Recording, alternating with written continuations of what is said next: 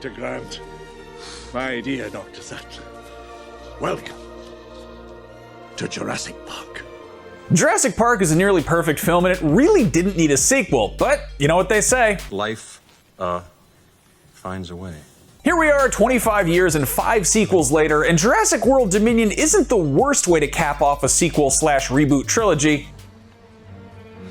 Somehow Palpatine returned. But it's certainly more of a whimper than a roar. Luckily, there's another Universal franchise that this beloved dinosaur series can take some notes from if it wants to evolve, so stick around because I'm going to talk about how Jurassic Park sequels are stupid and why they should just embrace it. Our scientists have done things which nobody's ever done before. Yeah, but your scientists were so preoccupied with whether or not they didn't stop to think if they should.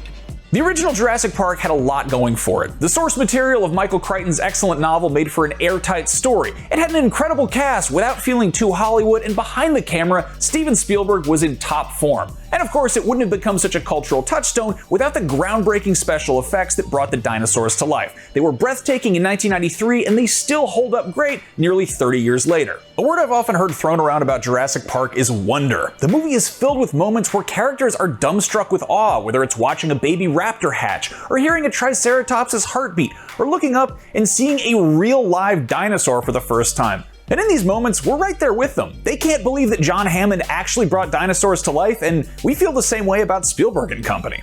At least that's how it was for a lot of us seeing it the first time, and it's understandable to want to chase that high, but that is genuine movie magic, and trying to replicate it is impossible. You'd have better luck cloning actual dinosaurs. A John Williams needle drop at the right moment might tug some heartstrings, and a cleverly executed callback might dredge up some fond memories of your first time seeing a classic, but that's nostalgia. And ironically, a film franchise about resurrecting 200-million-year-old animals deserves better than just capitalizing on the past. See, here's the thing. Jurassic Park has so much more going for it than just that sense of wonder. It's got action scenes, horror elements, and really a surprisingly good sense of humor. Hello? Yes? I really hate that man. But at the end of the day, these are monster movies. Think about it. At its core, Jurassic Park is a monster movie. It combines tropes like Frankenstein's reckless pursuit of knowledge with King Kong's nature's fury and reimagines them as a 40-foot-tall hydraulically powered T-Rex puppet that instantly became as iconic as any movie monster before it.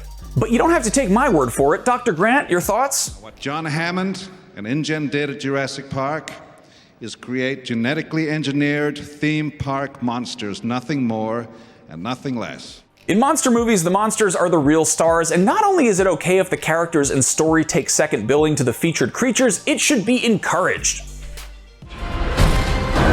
You can't put it back in the box. Jurassic Park isn't Universal's first rodeo when it comes to franchising a hit summer film about big animals eating people that was directed by Steven Spielberg and also based on a best-selling novel. That already happened with Jaws. You're gonna need a bigger boat. Spielberg's Jaws was arguably the first summer blockbuster, and it disrupted the entire motion picture industry, changing how movies are made to this very day. Despite the first film's success, Spielberg was not open to the idea of making another one. In 1975, he told the San Francisco Chronicle that he'd been offered Jaws 2, but he didn't even dignify it with a response, going on to describe the pursuit of making sequels as a venal one and something that was only done for the sake of exhibitors, not audiences. And of course, Jaws sequels happened without Spielberg, and the series floundered for 2 movies before the 4th entry jumped the shark so high it sank the franchise entirely. Obviously, Spielberg soon warmed up to the idea of sequels with Indiana Jones, and inevitably he wasted no time following up Jurassic Park with The Lost World. The film didn't even try to adapt Michael Crichton's novel of the same name, but it still cleaned up at the box office, and still, the general consensus to this day is that it's nowhere near as good as the first movie. In fact, The Lost World is flat out dumb as hell at times, but at the end of the day, it still did one thing extremely right. It raised the stakes, ultimately turning a T-Rex loose on the mainland to wreak havoc in true monster movie fashion. No, get away from that!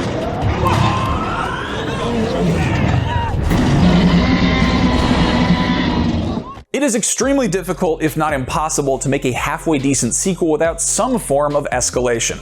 But that's a fine line to walk. Not enough escalation and you have a disappointing rehash of the first installment, and too much escalation and you have a story that collapses under the weight of its own ambitions or goes so over the top that it's hard to take seriously.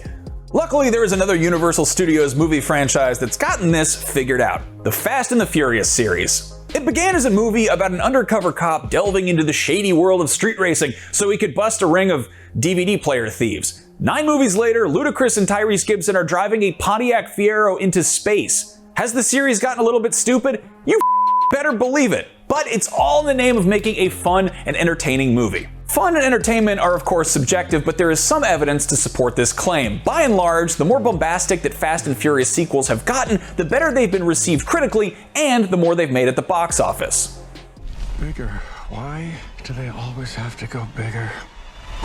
Jurassic Park began as a movie about a dinosaur theme park where the dinosaurs break out and terrorize everyone. That is already pretty wild and over the top, so how do you escalate that concept? Well, aside from the T-Rex's brief San Diego vacation, it took 4 sequels to actually get the dinosaurs off of a damn island. Even after rebranding the series Jurassic World, it took a movie and a half to go beyond a theme park and out into the world. From there, for whatever reason, Fallen Kingdom decided to turn dinosaurs loose in a mansion, which is a setting that is even smaller and more confined than an island and less world-like. Dominion finally gave us a glimpse of a literal Jurassic World where dinosaurs are an invasive species, and then it reined things in and relegated them to a remote valley, which for all intents and purposes is just an island that is surrounded by land instead of water. That's what a valley is, right? Oh, and this was in between backburnering the big lizards to focus on genetically engineered locusts and human clones. That could make for a compelling premise in another film franchise that doesn't have a whole sandbox full of dinosaurs to play with, but that's not what people bought tickets to see. There's an argument to be made that the human characters are why the first Jurassic Park is so good, and there's no denying that they are amazing. There's a certain charm to being reunited with Alan Grant and Ellie Sattler and the unforgettable Ian Malcolm. But again, nostalgia is cheap, and that original wonder can't be recaptured, and fixating on these characters misses the entire point of why we're familiar with them in the first place. They went to an island to see dinosaurs because who wouldn't want to see a dinosaur? I'm not saying you only need dinosaurs, in fact, quite the opposite. You need a human element to resonate with human audiences. Are the Fast films only about cars? Of course not. They're also about family. You don't turn your back on family. But they've never lost sight of the fact that those fast-moving vehicles, be they cars or hovercrafts or submarines, are what got people in the door in the first place. The human relationships are the connective tissue between the car chases and the wrench fights and the bat-insane set pieces that defy the laws of physics whenever it makes for a cooler scene. As any 6-year-old can tell you, a car is different from a dinosaur, but they have a few things in common. Virtually everybody knows what cars and dinosaurs are, and if they ever thought they were cool, they probably still do. So it's quite fitting that Universal has film franchises about cars and dinosaurs because the appeal of those things is exactly that: universal. Hey there, I'm Jimmy Fallon. Welcome aboard the Gyrosphere. The Jurassic World films have some really fun moments, but too often they trip over themselves focusing on something other than fun, whether that's trying to expand the Jurassic Park mythos by delving into the finer plot points of shifty biotech companies and corporate espionage, or bending over backwards to set up a callback to something from the first film, or both, like bringing back Lewis Dodgson. Dodgson! Dodgson! We've got Dodgson here! See, nobody cares. The original Jurassic Park is genuinely smart science fiction. It tackles DNA, chaos theory, cybersecurity, and even Unix. It's a Unix system. I know this. Both the operating system and from a reproductive angle. But we are past the point of no return for smart Jurassic Park sequels. That ship has sailed, and there was a T-Rex on board, and it wrecked San Diego. They made a whole movie about it. It was fun. So where do you take the series next? The writing is on the wall, or I guess rather falling from the ceiling. Show us what it's like when dinosaurs rule the earth. Again, give us an actual Jurassic World where dinosaurs have established dominion over mankind. Zombie fiction has shown us time and time again that you can tell interesting human stories against a backdrop of people getting eaten. Or if that's too much trouble, just put a Jurassic Park on the moon or under the ocean, or I don't know, maybe hire Dominic Toretto and company to hijack a train full of pissed off velociraptors. Get it? They're also fast and furious. Do something to evolve this series besides just giving the dinosaurs more feathers. I'm thoroughly convinced that Universal will not make a better, smarter dinosaur film than the original Jurassic Park, so why try? Make like a Brachiosaurus and be big and stupid. We give a lot of dumb blockbuster movies a pass by saying they're a ton of fun if you turn off your brain for 2 hours, or by equating them to theme park rides, but in this case, it all started with a theme park, so maybe these movies should have a little more roller coaster DNA. Can't you stop these things? I'm sorry, it's kind of a ride.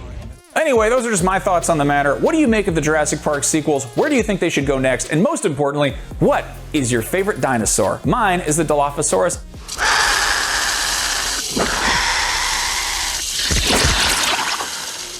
Let us know in the comments, and for everything dinosaurs, science fiction, cars, all that fun keep it right here on IGN. I almost said DNA. That's not the name of this website.